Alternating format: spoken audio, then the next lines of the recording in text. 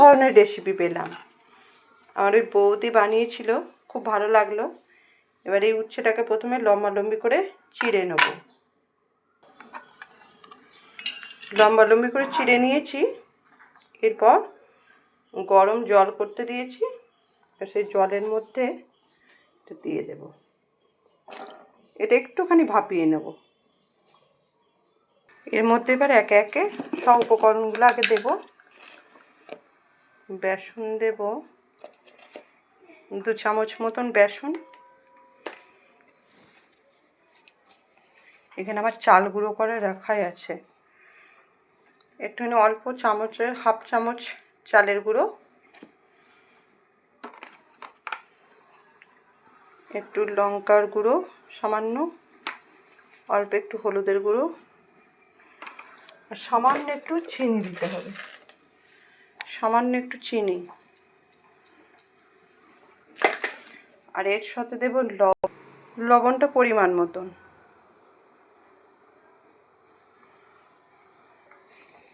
পরিমাণ মতন জল দেব। যে সুন্দর একটা স্মুথ বাটারটা তৈরি করে নিতে হবে। ব্যাটারটা ভালো করে বানাতে হবে।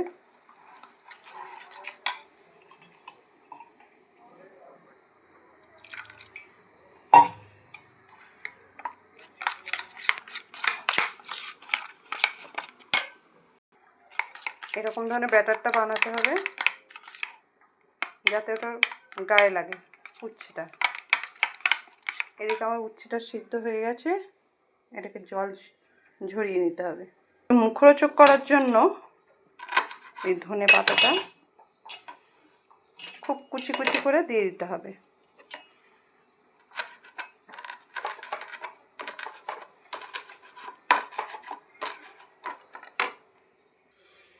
ততক্ষণ ব্যাটারটা থাক। একটা কড়াই বসিয়ে দিলাম আর তেলটা দেব।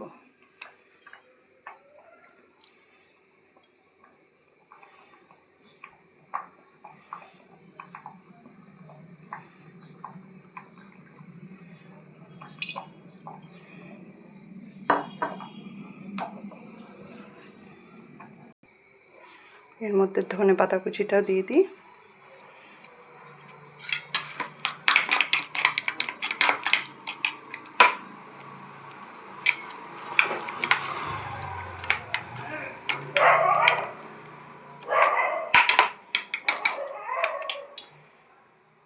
সামান্য একটু খাবার সোডা দিতে হবে, ওটা ভুলে গেছিলাম। খাবার সোডাটা একটু দিলে নরম হবে, মচমচে হবে আর নরম হবে।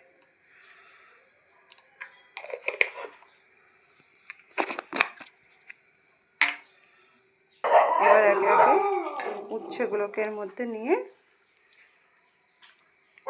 তেলটা যখন হয়ে গেছে এর মধ্যে দেব।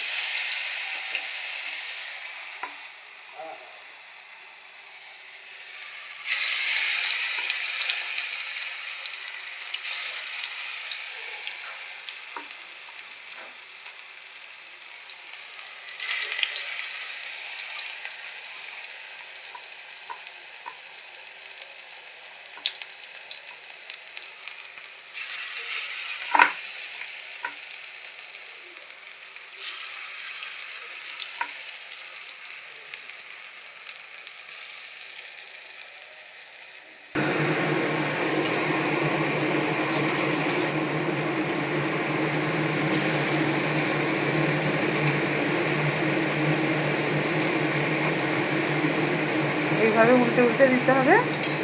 দু পিঠটা যেন সুন্দর লাল লাল করে ভাজা হয়। এটা গরম ভাতে এত ভালো লাগে সামনের পাতে।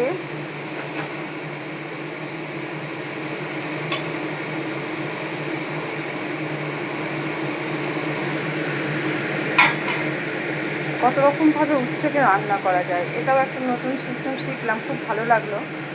বৌদির কাছেই শিখলাম, বৌদি সেদিন বানিয়ে খাইয়েছিল, খুব ভালো লাগলো। তারপর আমি দুদিন করেছি, আজকে ওই জন্য আপনাদেরকে ভাবলাম একটু দেখাই। যারা উচ্ছে খেতে ভালোবাসে না এইভাবে করে দিলে খেয়ে নেবে, ভালো লাগবে।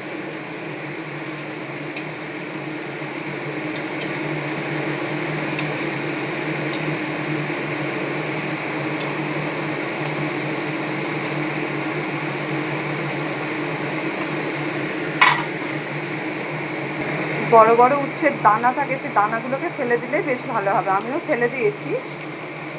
ওটা কাটলাম যখন দেখাতে ভুলে গেছি যে উচ্ছের বীজগুলো রাখলে হবে না।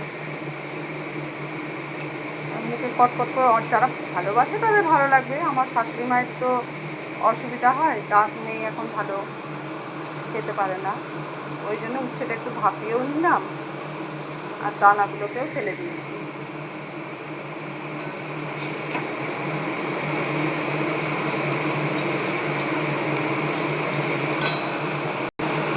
এবার ভাজা হয়ে গেছে, এবার আস্তে আস্তে তুলে নেব। গরম গরম ভাতে ভীষণ ভালো লাগে, একদম অন্যরকম খেতে লাগে।